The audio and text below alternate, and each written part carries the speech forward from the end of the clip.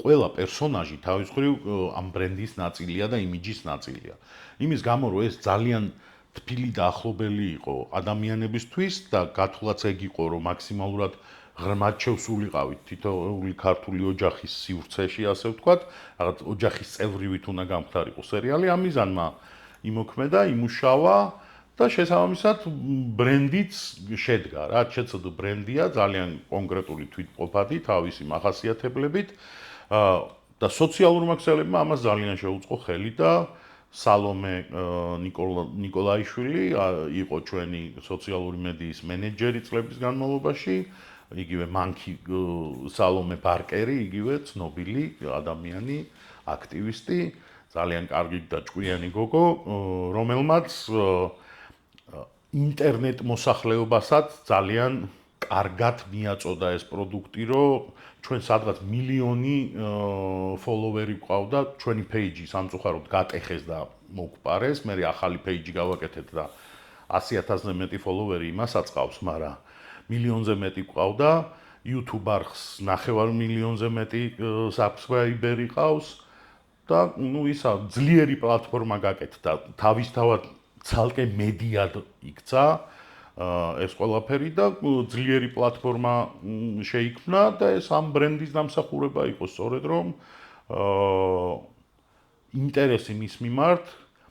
სადისკუსიო თემები, რომელსაც აჩენდა სერიალი, იცი, კარგი პროდუქტი რას ნიშნავს? როდესაც იმაზე კი არ კამათობენ კომენტარებში, შერა შეცდომა დაუშვიან, შენ კი არ გეკამათებიან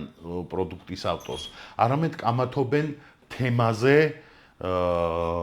რომელიც შენ დააყენე სერიალში, როგორც სამსჯერლო საკამათო საკითხი. დისკუსია რეზონანსი, აი ეს რხევები, ეს ძალიან მაგრა შეძლო სალომემ, რომ ყველა ის ჩანაფიქრი, რომელიც ქეთის ჰქონდა და ჩვენ ერთად გვქონდა, რომ რაღაცა სენსიტიური თემა ამოგვეწია, ამის გარშემო დისკუსია გამართულიყო, ეს დისკუსია ძალიან აქტიურად მიმდინარეობდა ხოლმე და ათასობით კომენტარი ქონდა ხოლმე ერთ პოსტს, რაც არის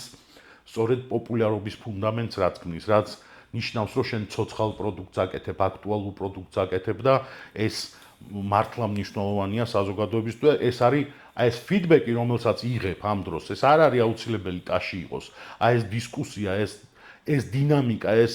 პროცესი დუღილი, რაც შენი მიერ შეთავაზებული თემით არის პროვოცირებული და ინსპირირებული, ძალიან მაგარ სტიმულს იძლევა შემდეგ და შემდეგ კიდევ უფრო ღრმად და კიდევ უფრო მნიშვნელოვან თემებს ჩაიხედო და ჩაახედო მაყურებელიც ასე ვთქვათ მიატრიალო კამერა ისეთი ბნელი კუნჭულებისკენ და გაანათო იქ, რასაც ერიდება ხოლმე საზოგადოება, თავს არიდებს მასზე მსჯელობას, შეხედვას, გააზრებას და ჩვენ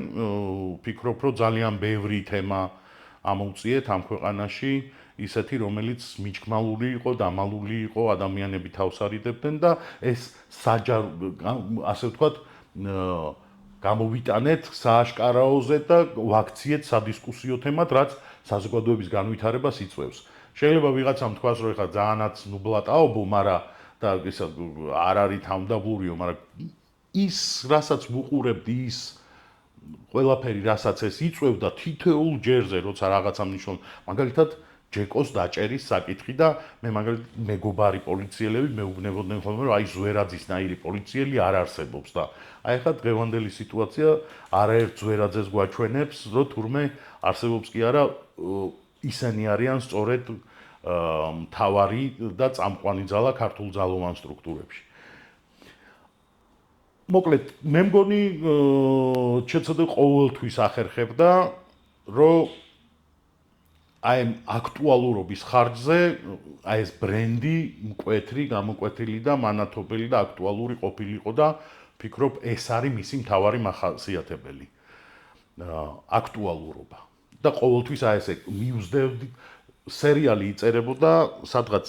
სერიალი იწერებოდა მაქსიმუმ 2 კვირაში ის უკვე ეთერში იყო რა. არასდროს წინასწარ ბევრი სერია არ იწერებოდა იმის გამო, რომ აი ეს პულსზე ხელი არ აღწდენოდა საზოგადოებაში, რაც ყველაზე მნიშვნელოვანი იყო ის თემები მაქსიმალურად აგვესახა მე უკვე ჩვენ სერიალში ხან კომიკური, ხან დრამატული, ხან ტრაგიკული სახე.